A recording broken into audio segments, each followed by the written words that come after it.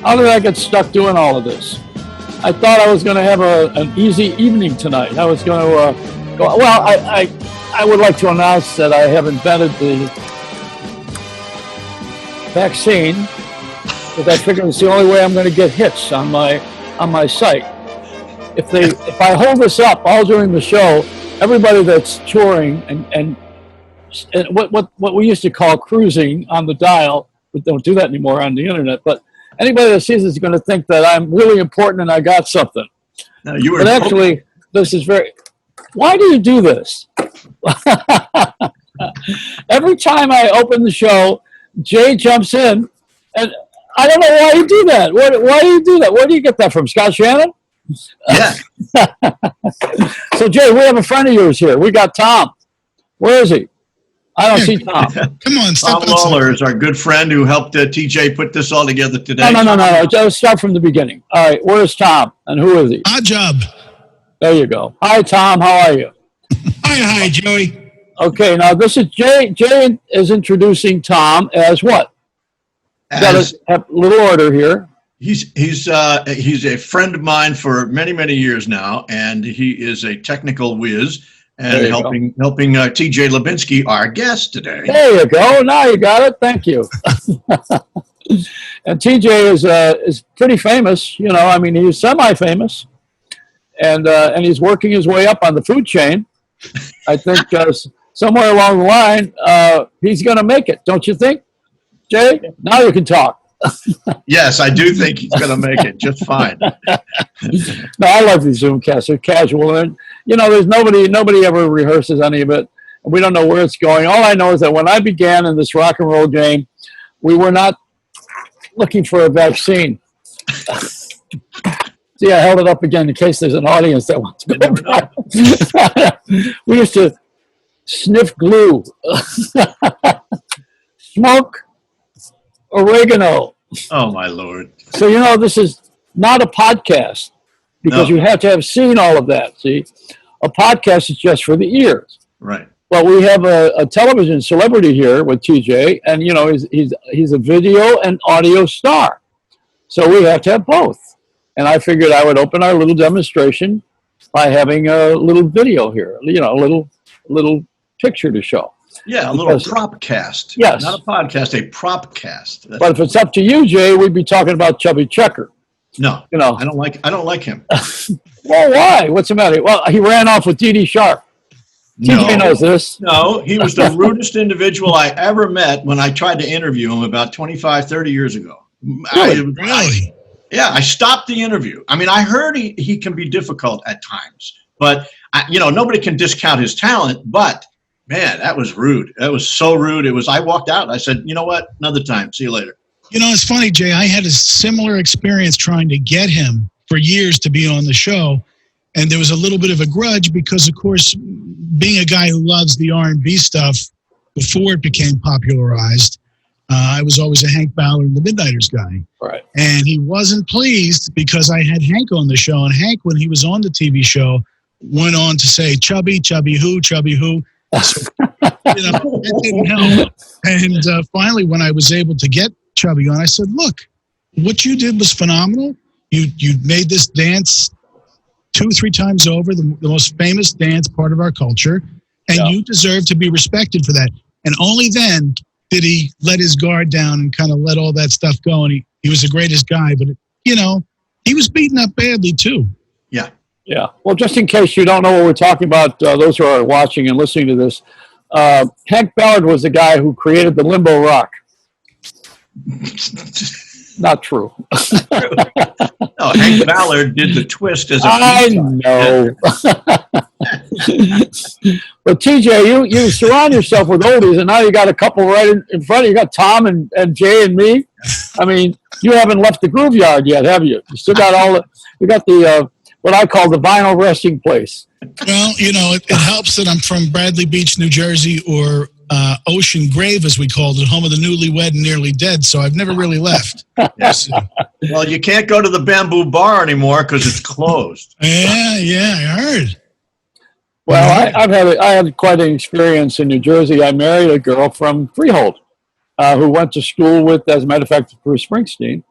And when I got divorced, I had to return her because there was a deposit. That's only in Jersey. And they may rename the city Freehold, because the word freehold is a no-no. It's one of those words now that.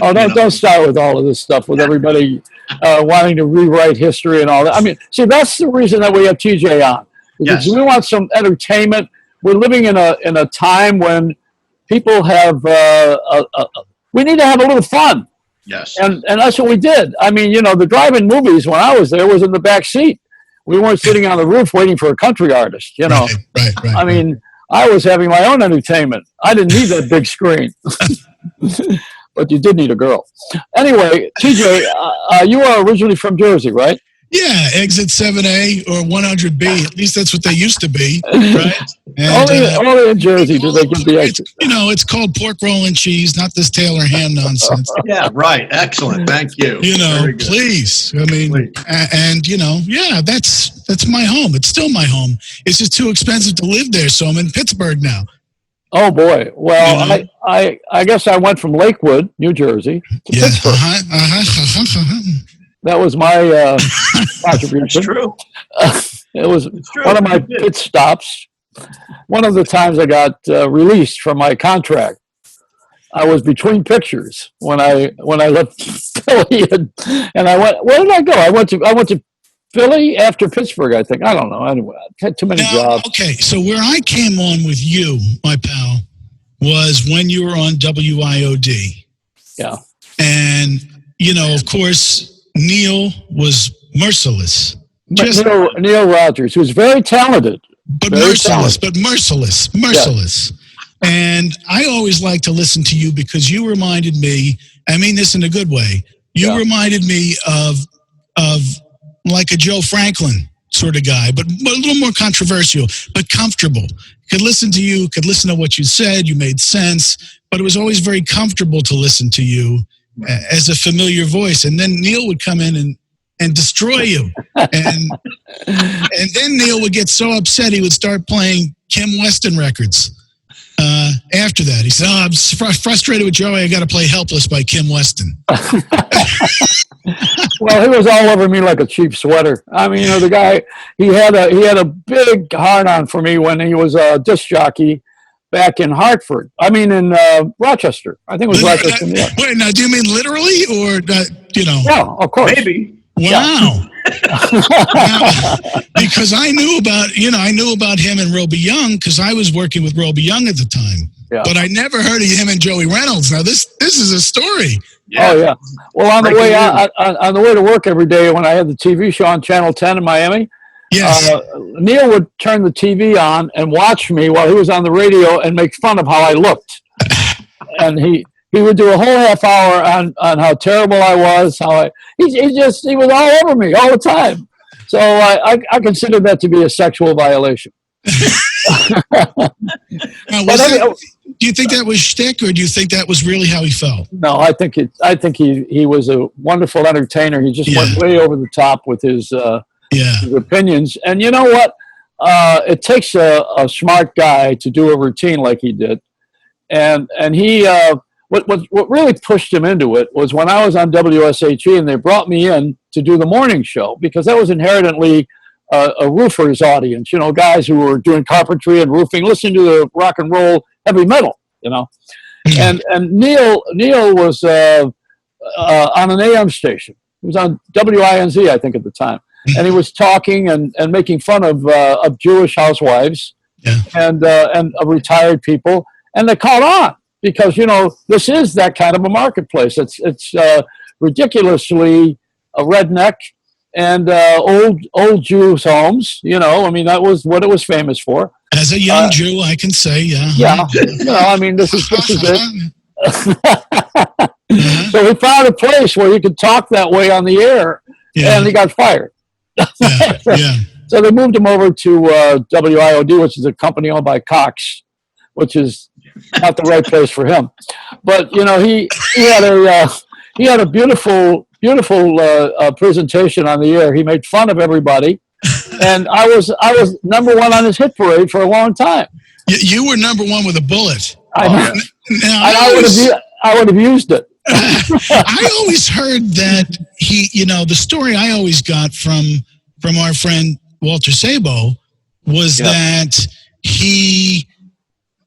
a guest didn't show up, a Gloria Steinem type one day. And since she didn't show up, he said, well, since she's not here, I want you, the audience, to make up the questions we'd ask her because we know what she's going to say anyway. And that was the first burst of what that turned into later on.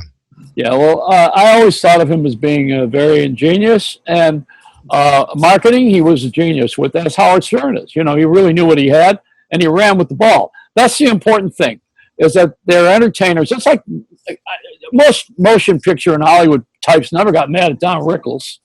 I mean, he insulted everybody, but he would do screw you and God bless you. It was a routine. Yeah. And Neil Rogers never did the God bless you part. He forgot the kindness. Yeah. And so I got to the point where I lived in Plantation, where he lived also, and I would drive to his home on the way into the television station and pee in his pool. Now, do you know, I'll tell you something about Plantation. Around that time, I was a soda jerk. No joke, soda jerk, still a jerk, but at that time, a soda jerk at the Flamingo Diner, which was in Plantation. Right. At that time. So we were just up the street from each other. Yeah, but you missed the Rascal House and Wolfie's and Pumpernicks. You missed the good ones. Those are the good guys. Those Knishes, I dream of them every night at the Rascal House in particular. And well, let me tell you a little bit about that. I came to Miami when I was a kid, and I was an intern over at Whammy in Miami. It was the year of the invasion from Cuba, or to Cuba, and they came here. But, my morning guy that I did the show with was Larry King in one ear, and then they sent from ABC, our affiliate, the network we had, from New York, Howard Cosell. So I had that. I had Howard Cosell in one ear, I had Larry King in the other ear, and then I had, later on, Neil in my face. Wow. So, I took quite a beating in this market. And I'm the only one still alive. Yeah, it was a Jewish sandwich you had there. Yeah. Even the guys I worked for have all died. I'd kill everybody in management, just by working for them. And so this is it. When I went to work for Buckley, they had to get rid of me at WOR right after they decided they're going to sell the station. And then everybody who ran in management died, except for the general manager. I think he's still with us. Yeah. But, we had a lot of deaths in the last few years, and I went to Joe Franklin's funeral. Incidentally, I was good friends with him. Was it brought to you by Hoffman Beverages? Yes, and the paint company too, Martin Paint. But you know what he used to do? My friend Beverly Lee is here this week, and Jimmy Rosselli, and Barbara Streisand. Don't forget. I'll tell you, I did a thing with him, which was I put the TV in cabs, taxi TV, and the first video was Pat Cooper and Joe Franklin. There were 15-minute shows because I figured that Andy Warhol was everyone will be famous for 15 minutes. Of course, these days everyone's famous for a minute and a half. But that was the thing then, and I shot 4 15-minute shows to run in cabs. Had no commercials. They were all about wherever we were being the commercial. So Joe Franklin dropped more names than bombs in Hiroshima. I mean, he kept dropping names. He couldn't get through a sentence without 3 famous people. And we made fun of him on the tape about it. And Joe laughs at everything. He tells everybody that he used to listen to me when he was a kid. But, these guys are funny. See, Neil, you're back to him again. You were in Miami. Neil was very mean. And he made a lifestyle out of that. Being mean was this is a very mean city. It's got an edge to it. There's a lot of people who are not ready to retire and they're forced to it, or they're living in their grandmother's will and they didn't ever want her anyway. There's a lot of circumstances that make people very unhappy here, and they were loving hearing that on the air because they could hear all this crap. Do you think, I was trying to think, just before the show, when I think of those days, and, my first radio job was producing Roby Young at the end. Right. And I'd tell you, that was a sad situation. But when I think of guys like Joe Franklin and that whole relationship thing that television radio hosts have with the audience. To me, it reminds me of what we had in South Florida with guys like Chuck Zink and Big Wilson and those guys. Oh yeah. Well, that was WIOD, which was WIOD stood for We're Idiots on Drugs. That's what it stood for. Big Wilson was a star in Cleveland, and he emceed movies on television as well. It was KYW was in Cleveland at the time, Westinghouse, and he was on TV. And then he came down to Miami. He had a piano and a bird. Sound familiar, Jay? Yeah. But he had a parrot on his piano on Channel 6. He used to introduce the movies. And I liked him. He was very funny in Cleveland, I liked him in Cleveland. I don't remember him down here because I was gone from here when he was on. So where do all those personalities go? Where do those intimate relationships, like, when I watch Joey Reynolds' show, The Living or the Dead One, regardless, I feel connected. I feel I know this man. I feel I know what he stands for. Yeah, you throw a left curve and a right curve, but we've got this bond where it's like friends. And how do you have that on television anymore or radio anymore? You don't. It's gone, and it's sad. Well, they did it intentionally. You're right. Every personality has been decimated. There is no Letterman, no Regis Philbin. Even Oprah's gone from TV. Regis is a good example. Although Oprah's going to be selling her house to a white person, and also we have a lot of people who are not anymore on television who are personalities, and so we're stuck with these late night stand-up comics. That's why. Not that they're bad, it's that they're miscast for what you're talking about. They make you laugh, these guys? It's a different bag. Mel Brooks, History of the World. That makes me laugh. Oh, yeah. That makes me laugh. These guys, they don't make me laugh so much. Right. I asked Mel Brooks, my office was next to him at 20th Century Fox.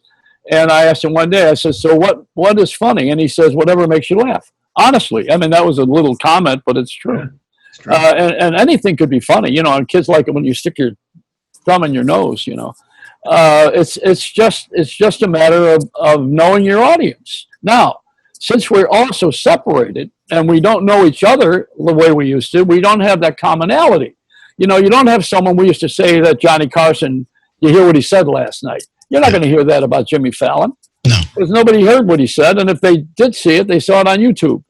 Right. And nobody ever talks about what they saw on YouTube because that's a personal little thing you have. It's like watching porn. You just stand there and you get off on this great performance of something that's your pleasure. Except for you, TJ. I'm not sure it's exactly like watching porn. Oh no! But then again, I watch a lot of B. Arthur and Maude. I love Maude, so that is where I unzip. I say to my wife, darling, would you please just come and wear the dress just one night? Say, God will get you for that. That's all you got to do. Say, God will get you for that. I think when I was on WOR, I was there for almost 15 years every night for 5 hours. We did whatever we wanted to do, but I don't think management ever heard us, and that's how we were able to do it. Right. Exactly. Yeah. See, when people now Jay's a program director. He put together that Jersey 101 successfully with Walter Sable, and Chime time. I mean, he's a great also oldies guy, which I think we should talk about a little bit now. But you're the number one guy in the country for this right now, as far as I'm concerned. Thank you. And and I want to say this. I'm changing the subject a little bit because I want to go into your stuff, not mine. I would be the terrible worst interviewer in history if I didn't ask you questions. We're talking about me. So we got me out of the way. Now let's go to you, which is why we're here.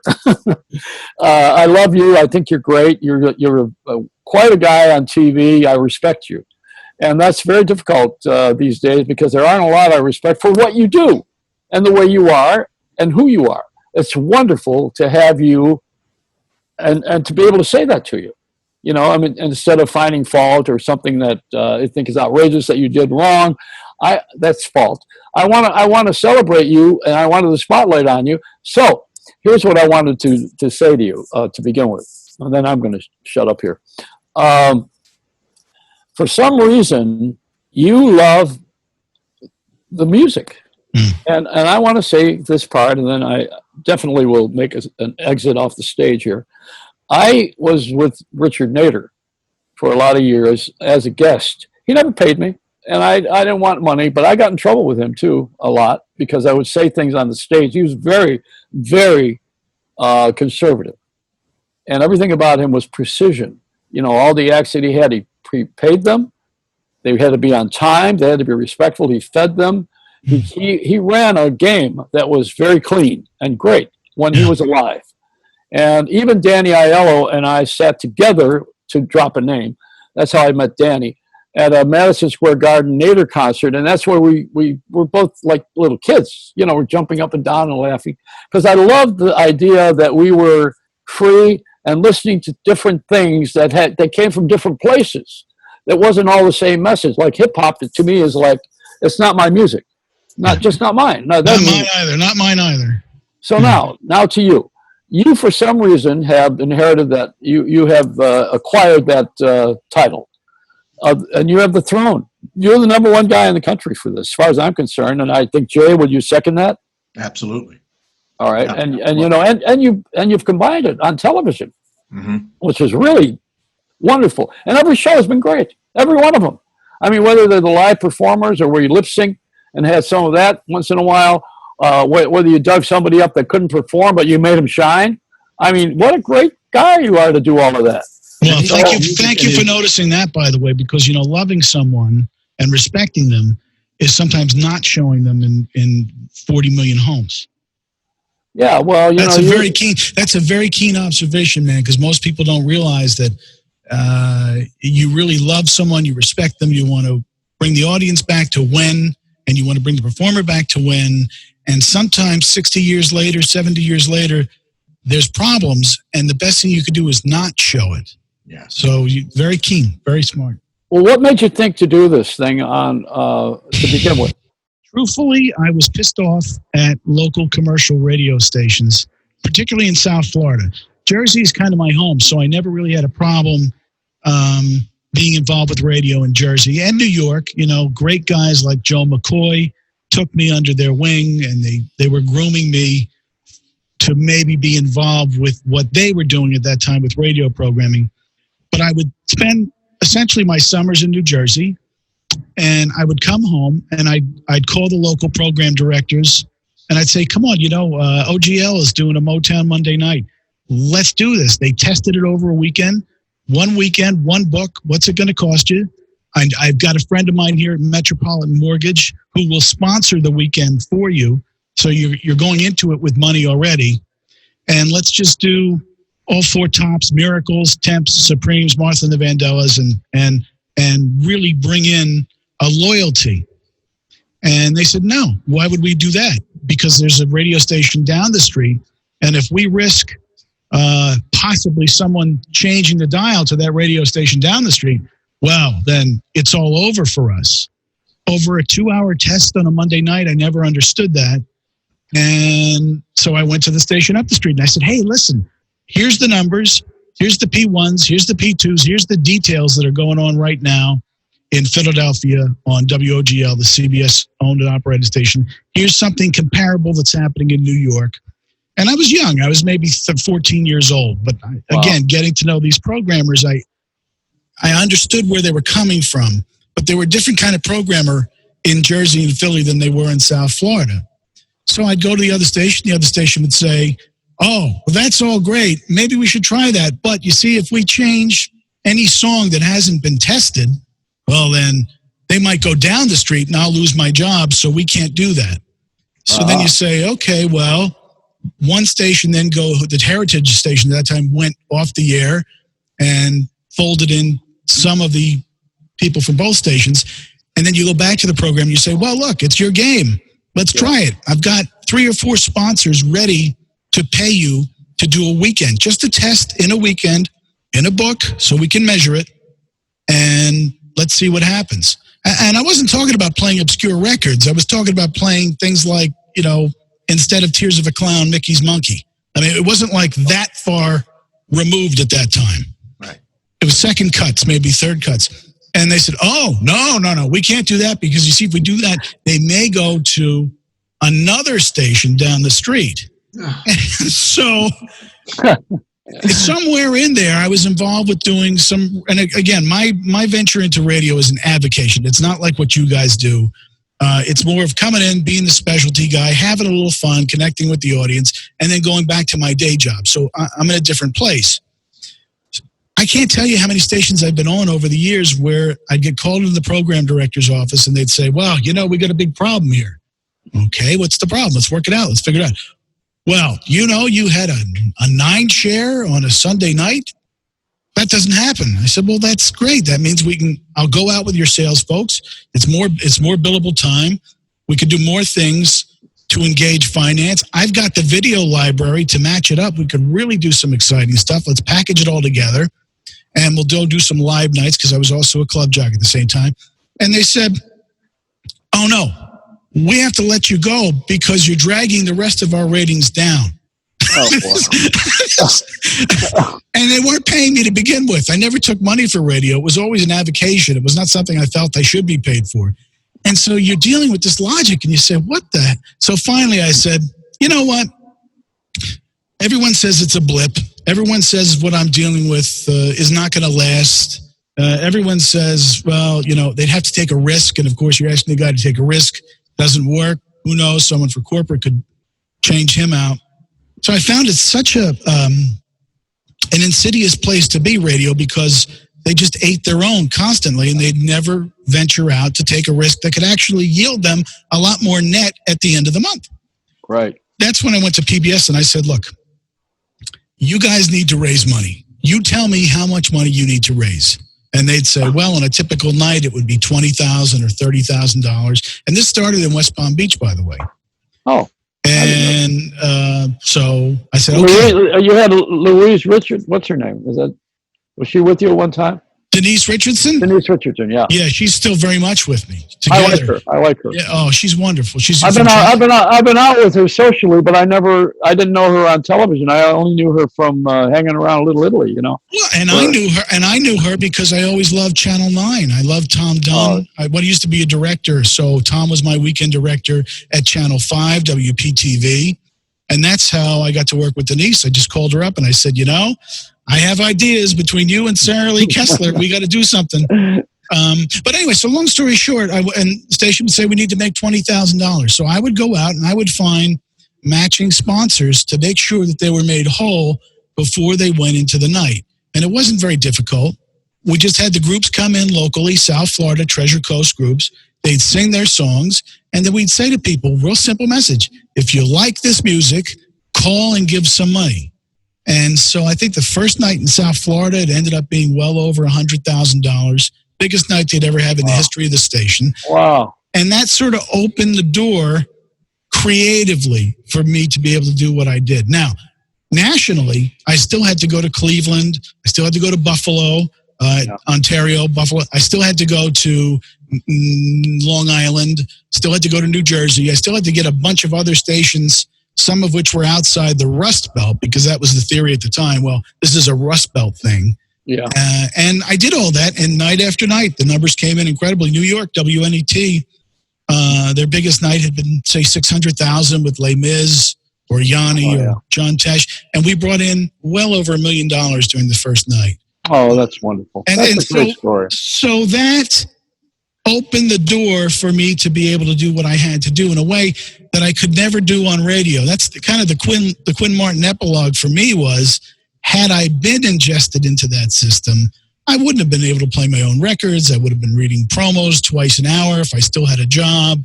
They did me the greatest favor in the world by not letting me in, because it gave me the Jersey determination to say, you know what?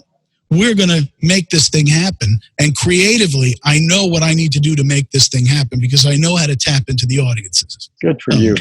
Well, that's the Jersey Finger Fantasy. Yeah, under 5'7" club. Yeah, well, everybody in Jersey knows how to use the finger when they drive. So there you are. What were you going to say, Joe? You have that music royalty in your DNA. I mean, with your grandfather running Savoy Records in Newark. Oh, I didn't know that. Oh, so it was a black label. Savoy was a jazz and rhythm and blues label. Very Very good. Yeah, absolutely. But, Oh yeah, no, I'm glad you brought that up because I want to bring you into that a little bit. Yeah. I was talking to Bill Hennis, who's a consultant. Now he has several internet stations, and I was talking to him yesterday about this. He's from Detroit, and I said, people in Philly were not allowed to play Detroit records on the radio. We had a war, and then people in Detroit were not allowed to play the Beatles because they had a war until Tom Clay had that Beatle booster ball for $1 a head, and he had 80,000 kids showed up. Yeah. So the stations wised up a little. But, in Philly, they had all their own music, and Detroit had their own music, and they didn't want to know from each other at first. And then when they started paying each other off, then the thing opened up a little bit, And Pittsburgh was the same way where you are right now. Pittsburgh was my friends, as a matter of fact, he's the mayor of I forget which city in I think it's Aspen, Jack Hakem. And Jack Hakem and Nick Sensi had created a little kingdom. I know Nick very well, yeah. Well, they put together. Very well. Well, they had the Skyliners. He was co-NC, he had the Vogues. And Lou Christie. Yeah. So, a lot of good came from local and regional artists. Yeah. And then they went national like you did. See, you were up in Palm Beach, and then you brought it to another place and another place. It started out locally. And that's what the problem is right now, incidentally, is that we don't have the local farm team for personalities on the air. That's what they have not let happen. And yeah, because you know why? They don't allow the freedom of expression. Now, the other part of what I did, though, it's important because it's part of the story, is I always worked as a club jock first. That's how I took my radio frustrations out of it because, they talk about music testing. I'd have 2,000 people every Thursday night in the Palm Beach Gardens Marriott. I was the only oldies DJ ever to have a 10-year contract with them because when I went to the owners, I said, yeah, we'll get people dancing, but that's not really what you want. What you really want is people drinking. Yeah. So here's what I'm going to do. We're going to do a little bit of a Doo Wop set. We're going to do a little bit of a Motown set so that the Motown people can be satisfied. Then the Doo Wop people are going to go to the bar and drink. Yes. Then we're going to do a disco set. And when we do a disco set, all the young people are going to come out on the floor and everybody who's older is going to go and drink. And it was all about rotating the floors, reading people and knowing how to rotate them. And that really taught me my craft more than anything. Because I've got the White Claw hard seltzer here. Oh, you got to take the name White off. Oh, that's right. I forgot. Let me get the audience back. Hold on. I think I lost them. Yeah, that's right. So it was guys but it was guys like the Geeter, of course, who taught me a lot. Even more so Harvey Holiday, because Holiday had a more polished edge and more mainstream edge to him. I hired him in Lakewood. Did you know that? I did not know that. Oh yeah. Harvey used to come in. Well, I gave him his favorite saying. He credits me with it. I said, why do you drive through the Pineys for 2 hours every day to come to work here at this daytime radio station? And he said, poverty dictates. I experienced a similar thing, not with oldies, TJ, but with current, what was called dance music in the 70s. And Joey remarked at the fact that I was able to put two records together with the same beat. And I did that with regular speed turntables, not with variable speed or anything like that we have available now. And I used to get new records, and I'd have a place that had 2,000 or 3,000 people in it every night, and at the Archstocks Royal Manor in Wall Township, New Jersey. Now, that place was a meat rack, and you're right about that, but I used to be able to test a record for the record companies. I would call them the next day and say, you got to hit with this one, but this one's laying an egg. But this record's going to be something. And, you start to see that there's a reaction from the crowd. And I also knew when to make people stop and drink something by playing a ballad. And then you ramp it up again, and then you get different blends of the music that was out at the time. And then what did we do with that? What did we do with all of that, Jay? Well, we put it on the air and we had fun with it. And we made a radio station out of it. When there was no news, we didn't report anything. We let it go. It was called 11-7 Jersey Shore, and it was the most fun. This was in Wall, the place that I got my first TV job at TV 34. Wow. In Wall Township. Wow. Well, Howell actually.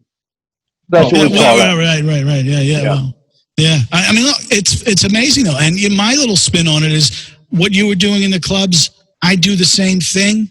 The only difference is because my uncle was a kind of a famous DJ in the Jersey Shore. He used to play drums and live drums to all the record hops he did. He taught Vinny Lopez how to play the drums. I'm an East Street fan. He did. So my uncle at a young age taught me, hey, this goes one thing, but if you want to do the same thing with Motown or the Four Seasons, or do it.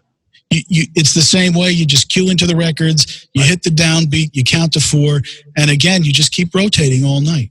Yeah. I think that's a lost skill today. I mean, when I do the radio stuff, it's exactly what I do. Well, the music has changed dramatically with everything's changed. Anyway, everything's electronic dance music, the EDM music, it's just so different now. But so where do we go from here now with that treasure of the last 50, 60 years? I've lived the entire history of rock and roll. I don't want to see it die. What are you doing to keep it going? Well, there's a couple things. First of all, the number one question I always get is, when are you going to do another show? Yeah. And it's hard for me to answer that truthfully, because the answer is as soon as I can figure out how to get ghosts on stage. Yeah. There's not many left. Everyone's gone. And it's sad. The performers, I have a relationship with them. The audience, I have a relationship with them. And it's like every day you're mourning someone else. And that's really tough. It's tough when your whole life and your whole business, as is yours, is with a certain group of people. And now they can't even come out of their house. And even if they did come out of the house, do you want to put them in a venue where they might get sick? Yeah, nobody's going to do that. Well, the only thing left to say is that you're in a safe space because you're in television, but you have to have an audience in front of these people that are still alive when you do the show. So we started something a couple years ago out of necessity because so many of the original groups were moving on. Called Doo Wop Generations, and it was basically getting these young kids, not an American Idol kind of show, but basically hand selecting these young kids that could have the same tone, the same quality, move the same way. We could teach them the same choreography, could get them the same outfits, and they really had to be the performers. And then we would try to get the original performers with them to kind of introduce them to that. At the time, everybody said, that's crazy, it'll never work, but it ended up being one of our most successful shows. So we have a new one of those, which simply brings up the generations a little more. Instead of 58 to 64, now suddenly it goes to, say, 60 to 68 or something. Yeah. So that's the way I think we engage. That's a tough balance. Well, it is, but there's certain songs, that do fit. If it's When a Man Loves a Woman, or if it's Ooh Baby Baby, you can make those work. Well, right now you could do Sharona. My Sharona, right? But I was thinking the novelty stuff. I was wondering how you get away with Weird Al Yankovic. You haven't done anything with him, have you? No, because we take it. I kind of try to treat it a little more seriously. Yeah, I guess that's right. You're more ecclesiastic than I am. I would want to have all these buffoons out there because if I were doing what you're doing right now, it wouldn't be on the air very long. I'd have to go back to my old business of that tall men's shop I had in North Korea. So what are you up to now? What's the next thing for you? What do you? You mean me, Jay, or are you talking to him? We already know what you're doing. Wait.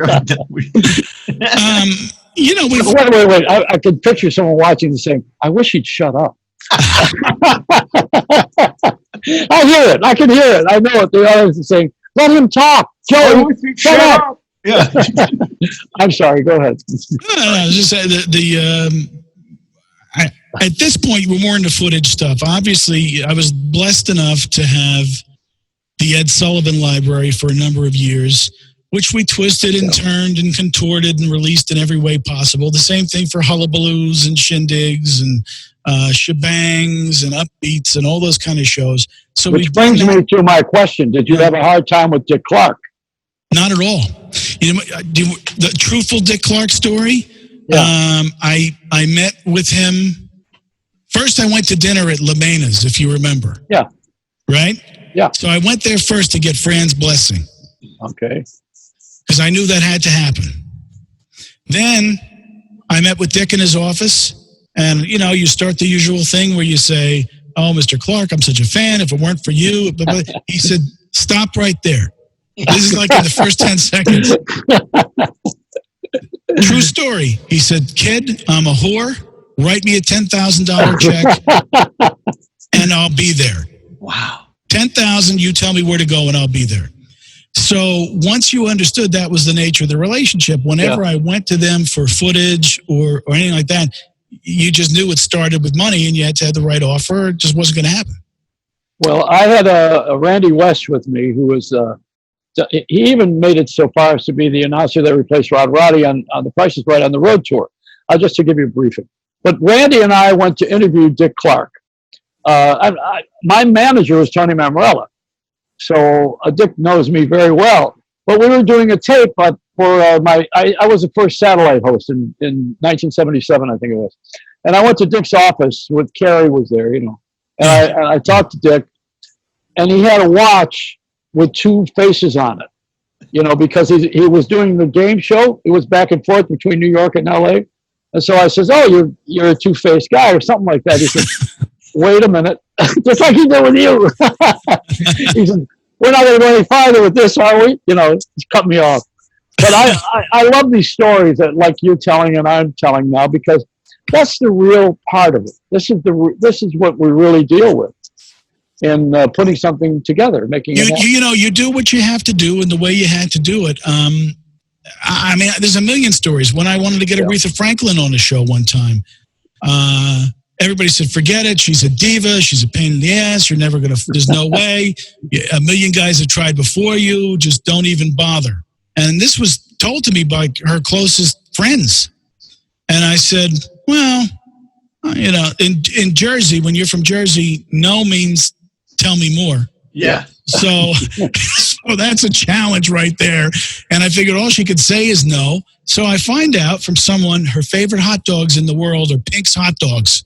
Oh my God, Pink's hot dogs. This is what she like lived for. And she was playing at the Garden State Arts Center. I had 500 hot dogs sent in on a plane. And as soon as she got out of her dressing room, goes back to being a soda jerk now. And I know why I spent all those nights in Plantation making malteds and lime rickeys and all that stuff. I had the paper hat. Soon as she comes out, Pinks, get your pinks here, get your pinks.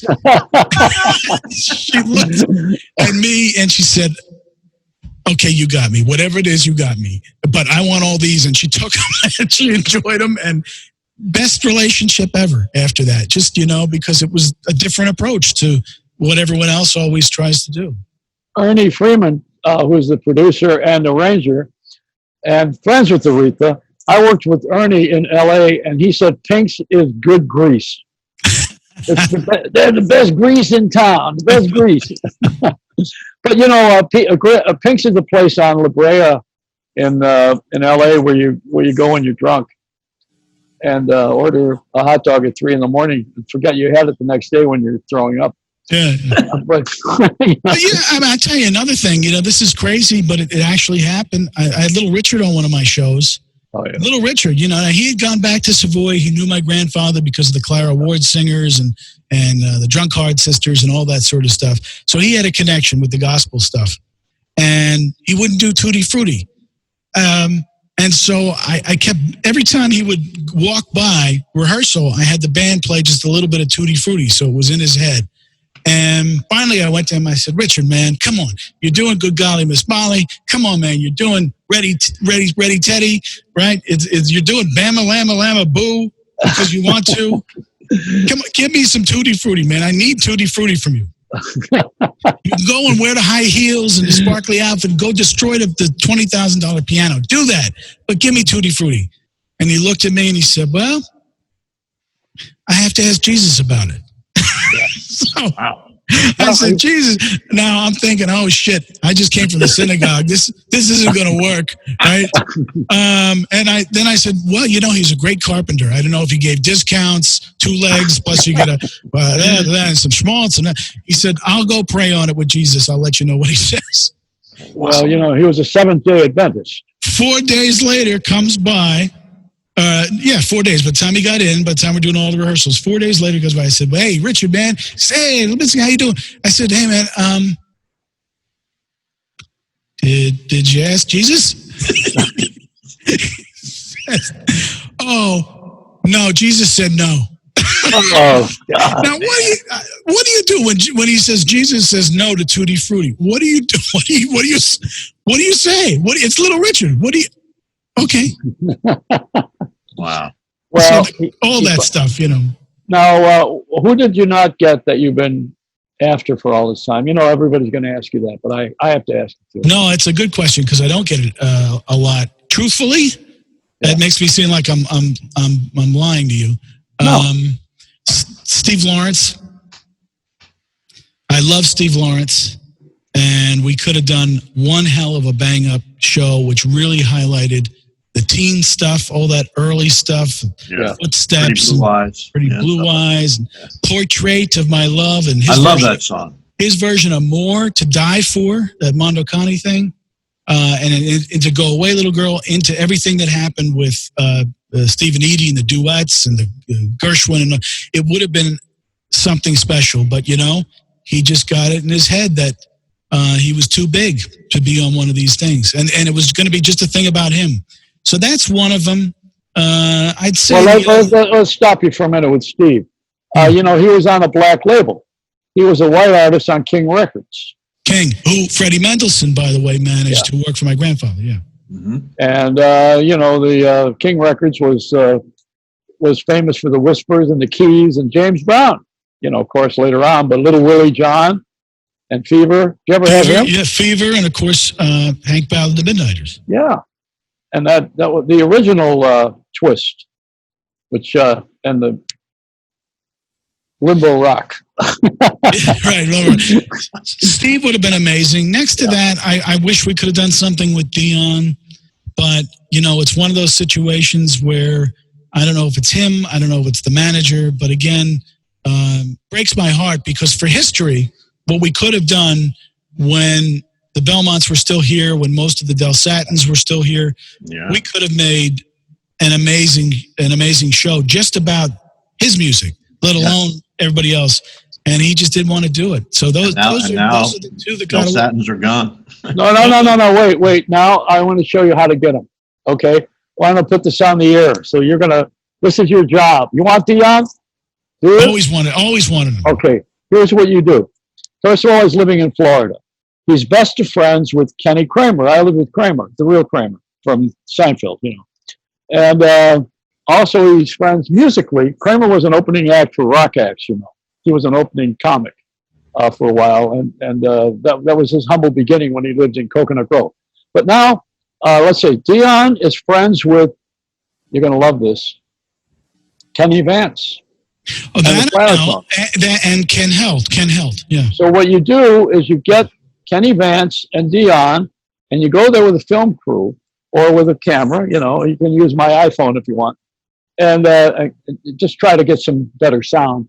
Go over there and have a tape with those guys because they jam together.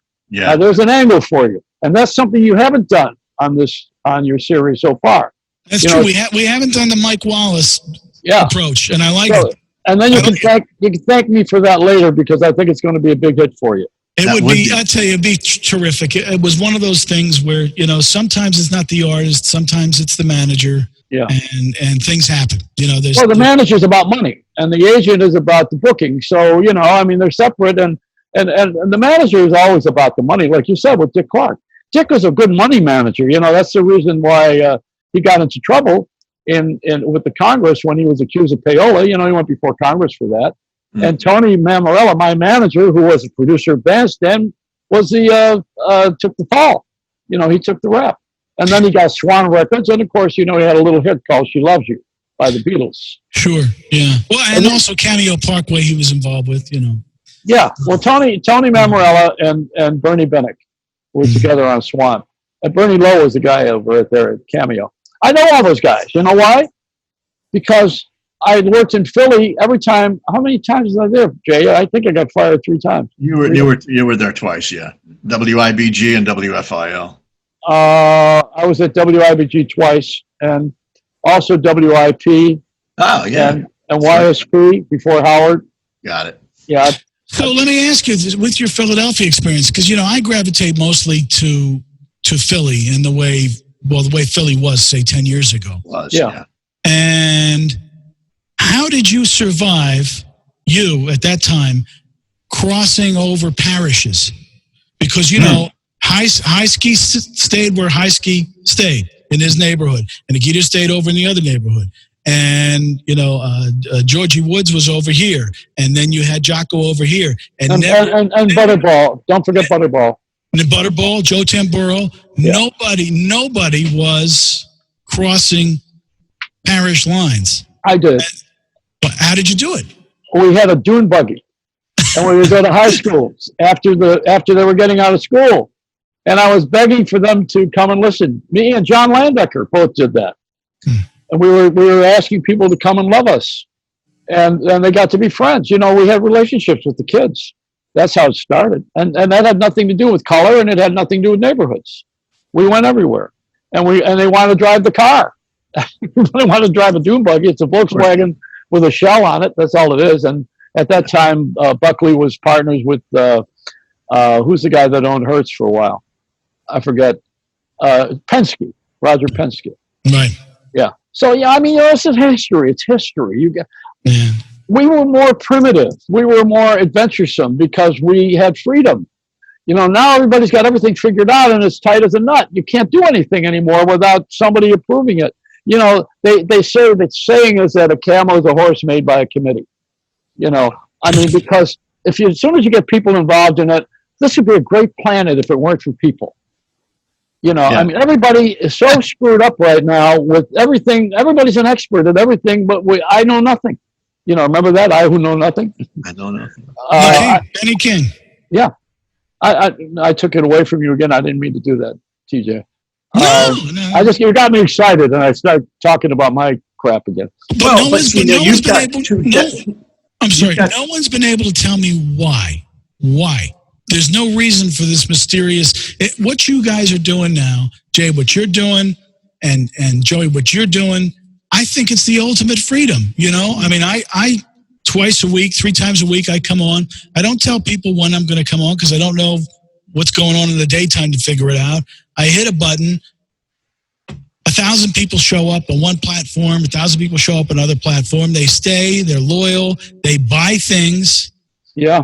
And it's great. It's the greatest freedom ever. Instead of having to go to one of those places and share a microphone with other guys and play all that competition stuff.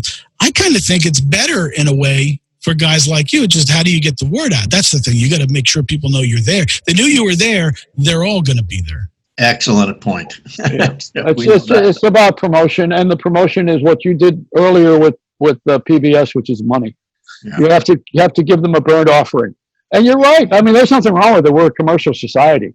I'll tell you something that I think is very brilliant on NBC's part. And I worked for NBC 3 times. I could find a lot of fault with them, and a lot of love. Both ways. So plus the helicopter went down on my show at NBC Radio. Mm-hmm. And after that, I became a lifetime with the management because I was always very much on their side. After that, we all bonded together. So I had nothing wrong to say about NBC. As a matter of fact, that's why I did the show out of Times Square on NBC with digital. Now they created Peacock, and here they do something so brilliant. I want to tell you about it. It's the smartest thing I've seen in years. On the Peacock, which is owned by Comcast, which is NBC and Universal, they own the movies. So they have new pictures that weren't out yet because the theaters aren't working. So that there's a little bit of that. But what they've done is when you get Peacock free and you download it, they play the commercials and then they say, we're going to show you 3 minutes of commercials and not interrupt the movie. That to me was genius, because the biggest problem is that you got to watch all this crap. You know, between the crap that the government is handing out and that the media is handing out, there's the crap that the car dealers and the pharmaceuticals and Geico, and I couldn't tell you. And listen, I went to Catholic school. I know Latin, but I can't tell you where they come up with these names for these pharmaceuticals. I have no idea where I think there's a monk in a cave that makes these names up. But no, they actually test them in a focus group. What is Tylenta? What does that mean to you? The main group for that was in LA at Preview House. I called it the Mother Focus. Yeah. And that's where it began. Yeah, vaccine. TJ, what is rock pop? As long as that's not rectal, right? I mean, it is. No. Just gotta ask. I love you, and you're great, and I hope I didn't step on you too much for the people who adore you like I do. I love both of you guys, and Jay and I were lucky enough to cross paths at a great place. I was also lucky enough to have his funeral on the air one time. I wish I'd have done that. It was one of those traps. Someone called in and said, "I'm with Jay, and he's in the hospital right now." And I was very sick. He's not going to make it. This is it. And then someone else called and he said, "I'm with Jay. I'm in the hospital right now. He's not going to make it. This is it." So I said, "All right, well, I know he loves Beatles, so let's just do nothing and say nothing and just play all Beatles music for healing." Wow. And look, you've been healed. I know. Thank you. And now you've got. Do I lie? I know. He's alive. And now you've got Rock Pop and Doo Wop. What is that? What are you doing? What is that? It's a great 7 DVD set, with all these shows and all these years. And I love PBS. Well, I'm still part of PBS. We have a great business relationship together, and we still fit very well. But over the years, many of the shows aren't airing anymore. And so what happens is, in order to have gotten the performances, particularly the DVD stuff, you would have had to have given $5,000, $6,000, $7,000, $8,000 to get everything. Wow. And so I said, well, let's just do a greatest hits of just all the best stuff. And so that's what this 7 DVD set is about. All the moments, all the Johnny Maestro, 16 Candles, and Caramia with Jay Black, and Hold Me, Thrill Me, Kiss Me with Mel Carter, and Let It Be Me. All those in the Still of the Night, of course, from Joey, your Connecticut days, New Haven. Yeah. So if you think Neil Rogers was rough, you should hear Jay Trainor's mouth. Really? Yeah, I mean he's pretty strong with his language. Have you had him on? No, Jay Black. Jay Black. I was going to say, because the other Jay's dead. Yeah, so he hasn't been on recently. I don't know. You talk about digging up the old ones. Well, Jay Black would curse in front of an audience and with little kids in the audience. Absolutely. You know what? I appreciate guys like Jay. They're just outrageous. They're out there. Yeah. He doesn't apologize, and he still hits the high notes. I know. That's true. Shocking. Well, anyway, that's what that set's all about. We have a site called treasurycollection.com. Treasurycollection.com. People can go to that and I hope get a hold of it, because it's a limited edition thing. We're just trying out to see if people are interested. Well, you've had just everybody who was anybody in a certain era over about a 25-year span there, and it's amazing. The music is timeless and cross-generational. I think that's one thing you may have done that you didn't realize you were doing, or maybe you did. Well, in my house, everyone it's a Jersey thing, Yeah. I don't remember growing up in the 70s. I'm sure it was there, and I'm being naive, and it sounds like I'm being naive, but I don't remember a color line. There was no color line that I'm aware of. Granted, I was born in 1972, but everyone lived together. Italians, Jews, blacks. I came from Lakewood. I know what that's about. Well, yeah. Well, that definitely is. Now it's different. It was different than it was back in the day. I took Robert Osborne there to shoot a show one time, a theater show at the Strand. The Strand Theater. Saw many movies there. Beautiful place. Yeah. So I never saw that growing up. So when I came along, the difference that I had over anybody else was it wasn't just 50s music. It just wasn't doo wop music. It wasn't just the British invasion. It wasn't just disco. All of that was mixed together, and I think that's what allowed the cross-generational thing to happen. Yeah, I agree. That's good. That's a very good observation. Excellent. Well, I thought I was black because I would go after Otis Redding, and I was a white guy in the audience at the Apollo. I mean, I always liked that music. I like the R&B. I love the label, your uncle's label. Oh, wow. Me too. I mean, Motown. Savoy, stomping at the Savoy. Sure, stomping at the. I mean, Motown, though, to me, there's nothing like it. And again, it's because I really love Philadelphia. And Philly, as you guys know, unlike any other city in the country, they wouldn't play the big hits by the Four Tops. They'd play "I've Got a Feeling" or "I'll Turn to Stone." Yeah, the B-sides. Yep. And those were bigger than Sugar Pie Honey Bunch. Well, Diana Ross had to sleep with me to get the Motown records played. Oh Lord. We took a nap. Did Barry Gordy know this? I don't know. Barry opened a hot dog stand called Barry's Big Weenie. It was right across from Pat's Steaks. And